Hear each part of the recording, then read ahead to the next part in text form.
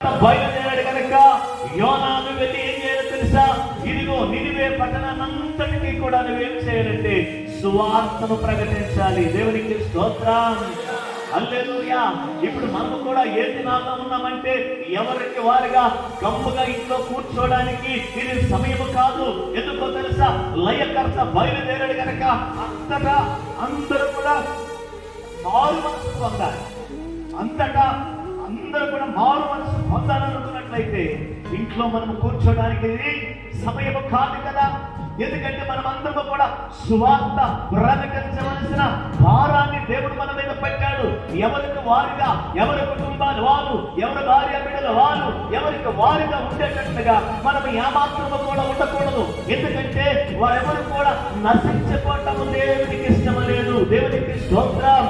అందుకోసమే దేవుడి నినివే పట్టణం పాడవుతున్న దేవుడు యోనాతో మాట్లాడుతూ ఉన్నాడు. యోనాను ఏం చేయాలో తెలుసా? నినివే మహాపురం అనబడిన ఆ పురానికి వెళ్ళి ఆ యొక్క దేవుడి ప్రాంతానికి వెళ్ళి నువ్వు సువార్తను ప్రకటించాలి. వారందరూ కూడా పాపులు, భయంకరమైన హింసకులు, భయంకరమైన కఠినలు, భయంకరమైన దేవుడి అంతకులు, వాళ్ళందరూ కూడా భయంకరమైన పనులు చేసేవారు ఆ ప్రాంతంలో ఉన్నారు కనుక నువ్వు వెళ్ళాలి. వారికి నువ్వు సువార్తను నువ్వు ప్రకటించాలి. ఆ ప్రజలు నశించుకోవడం నాకు ఇష్టమలేదు. పాపులే, అన్యాయస్తులే, చోరులే అయినప్పటికీ కూడా వారందరినీ కూడా నేను సృజించాను గనక నువ్వేం చేయాలి తెలుసా? నినివే మహాపురానికి వెళ్ళి లయకర్త బయలుదేరాడు. నినివే మహాపురాన్ని అంతటినీ కూడా నాశనం చేయడానికి సిద్ధపడుతున్నాడని నువ్వు సువార్త ప్రకటించు అని ఆ బాధ్యత ఎవరికి అప్పగించాడంటే యోనాకు అప్పగించినట్లుగా దేవుని యొక్క వాక్యం మనకి తెలియజేస్తుంది. యోనాతో మాట్లాడినప్పుడు యోనా విన్నట్లుగానే విన్నాడు. దేవునికి స్తోత్రం. యోనా దేవుడు మాట్లాడుతూ ఉంటే తప్పకుండా నేను వెళ్తాను, ఆ ప్రాంతానికి వెళ్ళి నేను సువార్తను ప్రకటిస్తాను, వారందరికీ కూడా సత్యాన్ని బోధిస్తాను, ఆ లయకర్త చేతులు పడిపోకుండా వారందరినీ కూడా నేను విడిపిస్తాను, వారి వరకు నేను ఎంతైనా ప్రయాస పెడతానని దేవుని దగ్గర గొప్పలు చెప్పాడు. దేవునికి స్తోత్రం, హల్లెలూయా. ఇక్కడ మనం ఆలోచన చేసినట్లయితే అక్కడ రాయబడిన మాట ఏమంటే దేవుని యొక్క మాట విన్నట్లుగానే విన్నాడు.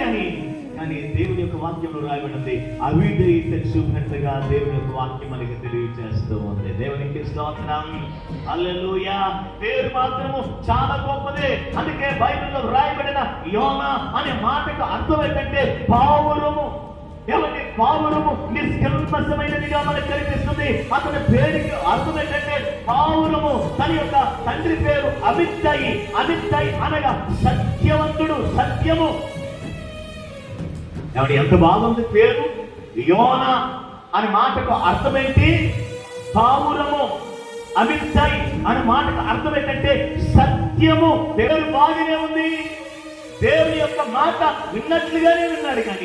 కానీ దేవుడు చెప్పినట్లుగా మాత్రం చేయటం లేదు. దేవుని యొక్క మాట విన్నాడా వినలేదని ఆలోచన చేస్తే యోనా గ్రంథము 1వ అధ్యాయం 3వ వచనం కిందకి మనం చూసినట్లయితే పరిశీలనకు పోవు వాన ఎక్కునట్లుగా దేవుని యొక్క వాక్యములో రాయబడింది. దేవుడు ఎక్కడికి వెళ్ళమన్నాడు? దేవుడు ఏమంటే నినివేకు వెళ్ళమన్నప్పుడు వెంటనే విన్నట్లుగానే నటించాడు. ఏమంటే విన్నట్లుగానే అతడు దేవునికి అవును అన్నట్లుగానే ఆ మాటను సమ్మతించాడు. కానీ అక్కడ రాయబడిన ఆ 3వ వచనంలో ఉన్న మాట మనం చూసినట్లయితే దేవుని యొక్క మాటను వినలేదు. దేవునికి స్తోత్రం. చాలా సార్లు మనము చేస్తున్న పని కూడా అదే.